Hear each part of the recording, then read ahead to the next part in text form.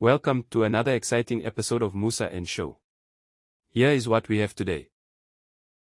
Sanibona. Ngibona ivideo nje manje, ngibona ivideo nje manje ka Dr. Mbuyiseni Ndlozi, kodwa i-interview ephelele sizoyithola kusasa ekseni. Interview ephelele sizoyithola kusasa ekseni. uDr. Mbuyiseni Ndlozi usechaza isizathu esenza ukuthi angabi ingxenye ye-third National People's Assembly ye-EFF. Waze wachaza nanokuthi aza resign yini emlide electenina aka resign kwi-EFF. Sike sakusho lokho kodwa bekusengama speculations ngoba besingenaqiniso lendaba.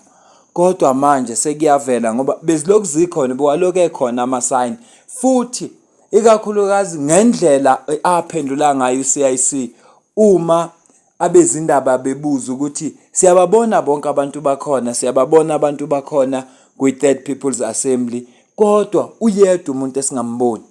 Asimboni uDr. Mbuyiseni Ndlozi kwathiwa no le party le ayikho ngomuntu oyi-1. Lena i-organization angeke ke sehlisa organization bese iyama ngenxa yomuntu oyedwa.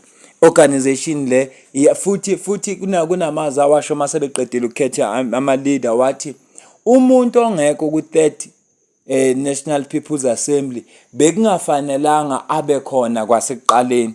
Sithe sibona lapho sabona sekuthiwa uDr. Mbuyiseni Ndlozi uresignile. Kodwa i-resignation yakhona sayibona ukuthi hayi ngathi kodwa aka resignanga voluntarily ngoba ngiyakhumbula ukuthi ngaze ngayenza ivideo nami la ngangithi khona uDr. Mbuyiseni Ndlozi aka resignanga voluntarily ngenxa yokulalela izinkulumo ezayishiwo uCIC.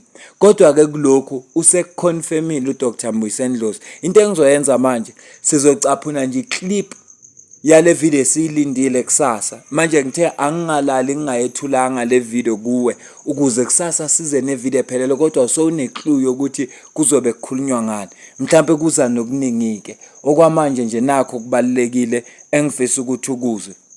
Ngizomcaphuna la uDr. Mbuyiseni Ndlozi akhulume siyivala ivideo ebese kusasa mase sesithola i-interview ephelele bese siyiletha inkulumo isiyonke sesingayihlaziya ke siyi-break down ukuthi nangu uDr. Mbuyiseni Ndlozi uthe i-EFF iyenze kanje.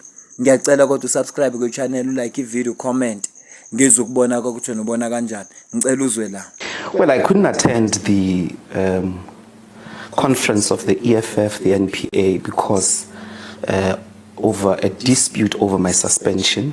I was suspended about 6 weeks before the conference, and the suspension was unconventional in that it didn't rely on the code of conduct of the EFF summoned by its constitution, but largely the suspension rested on 2 counts. Yeah. On the one hand, the leadership said that it's in possession of an intelligence report in which they claim that I'm part of the infiltration strategy by the MKP. I'm working with the MKP. I'm planning to go to join them. I'm waiting for some opportune moment. The second one largely rested on the fact that I knew about the then Deputy President Floyd Shivambu's departure. Yeah. And I didn't tell the leadership. Of course, I was told to stay at home, cease my participation in Parliament and the rest of the activities of the EFF. And so it was very important for me because they said that the investigation is still ongoing, and when the investigation is finished, I then would be given an opportunity to respond to these allegations. I think we can all agree these are dangerous and very serious allegations. At a later stage, the leadership argued that the report would only be ready after conference, and the matter has been referred to the leadership after the conference. It seemed fair for me to wait to clear my name in relation to these allegations so that I don't function with a dark cloud on my head or a gun on my face. As I said, we can all agree these are very serious allegations that one had betrayed the revolution, had been disloyal, and that indeed you are a double agent of some sort. Of course, course, I can state categorically now that I never planned to join the MKP. I still don't. I never worked with anybody in the MKP in relation to some conspiracy about my departure. And I think that whatever information they say they have was based largely on lies. No, asimbambe la uDr Mbuyiseni Ndlozi ngenxa ukuthi interview ephelele izophuma kusasa. Kodwa la uyaveza ukuthi 6 weeks before i-conference le 30 National People's Assembly bambiza bamtshela ukuthi uyasuspend, kodwa ukususpend kwakhona akulandelanga imigomo nembandela ebhalwe kwi-constitution yeqembu labo njenge-EFF. Bathi nje bane intelligence information eshoyo ukuthi yena usebenza neqembu lomkhonto wesizwe party, ufuna ukushiya ku-EFF ayojoina umkhonto wesizwe party, futhi usebenzana nalo ukuthi baqumbe phansi iqembu. Okwesibili wayesesolwa ukuthi elinye icala lakhe lesibili abambeke lona elokuthi ubenolwazi ukuthi uFloyd Shivambu uzuyahamba ku-EFF, kodwa azange aze abazise njenge leadership ukuthi uFloyd uzoresigna ku-EFF. Yona amacala uthi ke lawo amacala aserious kakhulu ngoba athinta igama lakhe. Manje bekufuneka ukuthi enze sure ukuthi ulwele igama lakhe ukuthi libe clear. Wayesethi cha akakuhlonipheke ukumiswa kwakhe. Wayeseyama ke ngaleso zathu base bemisa kuyo yonke imisebenzi ebikhona ukuthi kuzonke into abaka participate kuzo akufanelanga phela uma suspendiwe uphinde ube ingxenye yazo.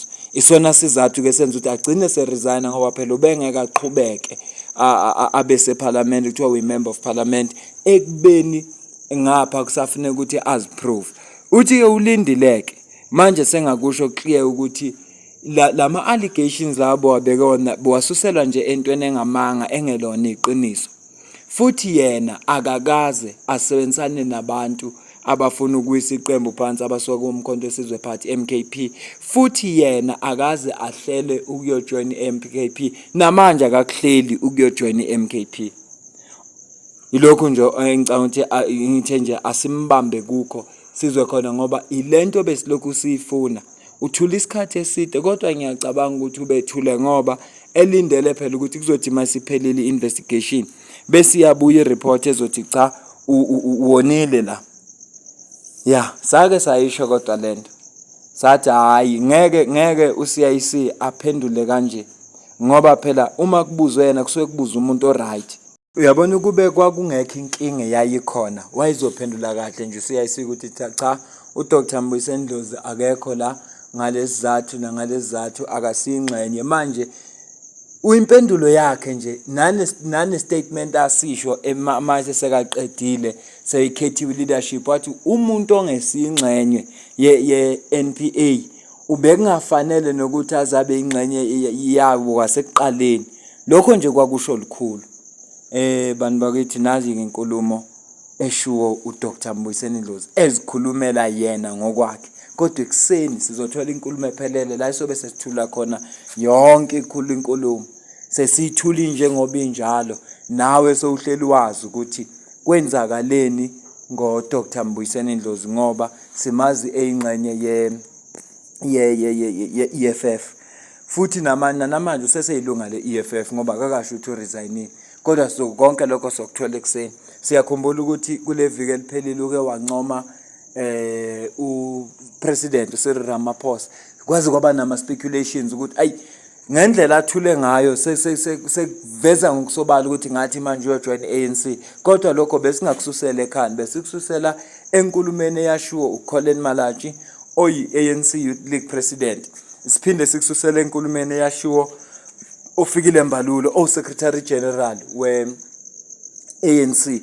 esho ukuthi cha bayakhuluma noFloyd ngoba ngokwezepolitiki akayena umfana omncane nje, akayena umuntu nje, ngokwezepolitiki umuntu ohlonishwayo kakhulu. Ngiyabonga kakhulu, mina nawe asidibane kwivideo elandelayo.